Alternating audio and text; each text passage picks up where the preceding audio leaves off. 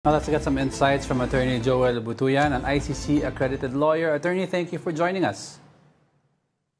Good morning, Angelo and Angela, and thanks for having me. Yan, Attorney, we all heard yung sinabi ni Attorney Cristina Conte na wala naman daw weight ito sa ICC. But I'd like to ask now, baka nga walang weight, but does this in essence, is it like saying that the Senate guarantees that President Duterte will abide by all the ICC rulings under the jurisdiction of the Philippine Senate until such time na may trial?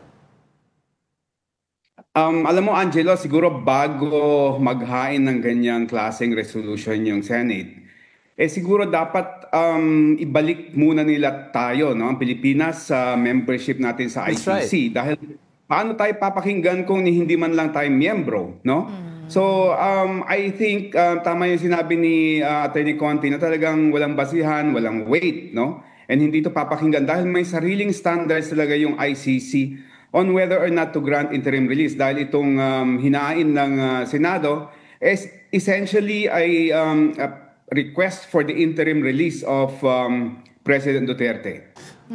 Before I turn it over, Attorney, kasi nabasa ko part of the resolution and it states there, bago magkaroon ng i-release daw, request for release, tignan muna, suriin daw ng doktor ng ICC si former President, and if daw kailangan talaga na i-release daw sana house arrest dito sa Pilipinas. Ang question ko is, we all know naman what the ICC doctors will say, that they're capable of taking care of him. But do you think in essence this is putting on record ng mga senador na ito may ginawa kami para pag may nangyari, God forbid, pagdating ng eleksyon ay hindi mag-lashback sa amin to? Parang symbolic lang ba? Symbolic.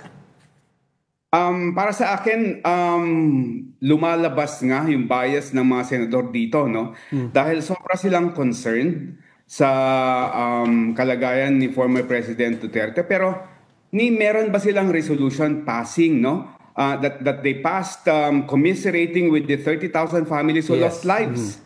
Wala man silang batas o resolution na pinasa para tulungan yung mga batang naging orphan, no, nawalan ng breadwinner sa kanilang pamilya, no? Kung talagang makatao sila, dapat unahin nila yung mga biktima, no, bago sila magpakita ng commiseration sa isang tao who is accused of mass murdering 30,000 people in our country.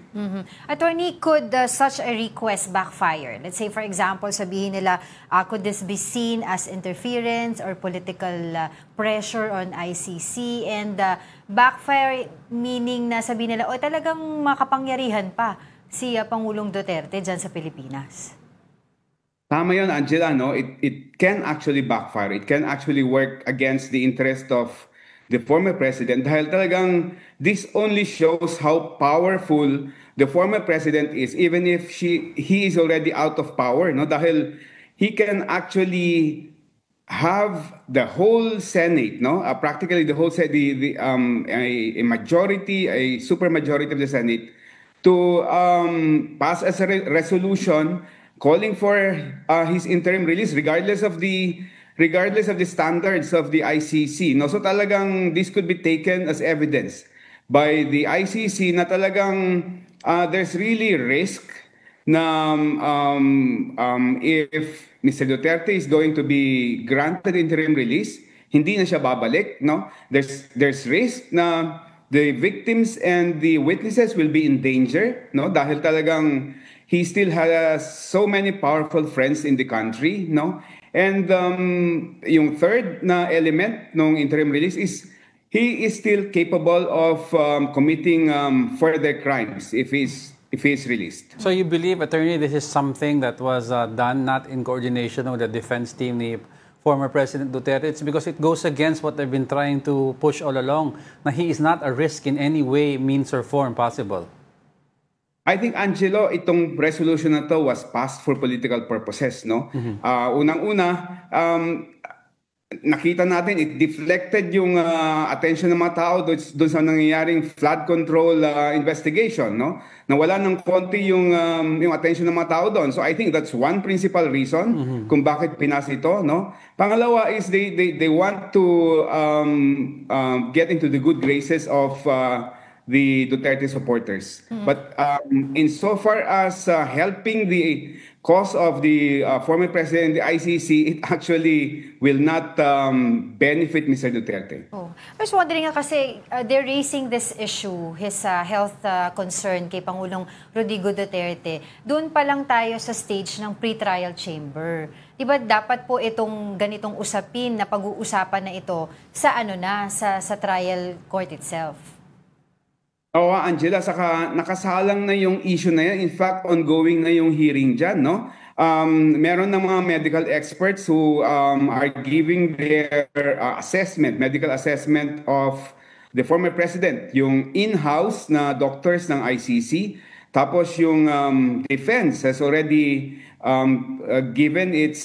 apparently given its medical experts findings, no? And yung prosecutors are also going to give their own medical experts. So nakasalang na yung issue na yan, no? And for the Senate to butt in, talagang hindi makakatulong. Dahil talagang it will only call the court's attention to the fact na, sobrang powerful pa nitong si Mr. Duterte. Right. Talagang dapat hindi magkaroon ng interim release. Attorney, may precedence ba ito? May nangyari bang ganito ever sa history ng ICC na mismo yung parliament o yung lower or upper house ang nagpasa mismo ng resolution na hindi naman miyembro sa ICC asking for the release of the detained accused?